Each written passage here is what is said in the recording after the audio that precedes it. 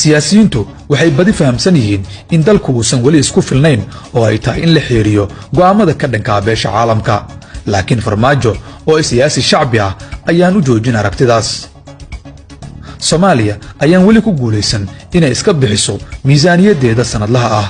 deeq-bixinta caalamku waxay isu rogtaa meelaha qaar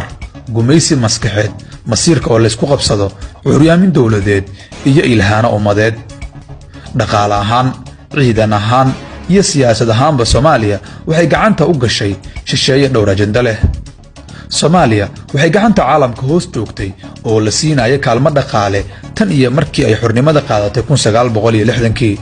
laakiin intaasba farmaajo uma joojinayo sida ka muuqata xilligan dhawaan si weyn ayaa la isugu goodiyay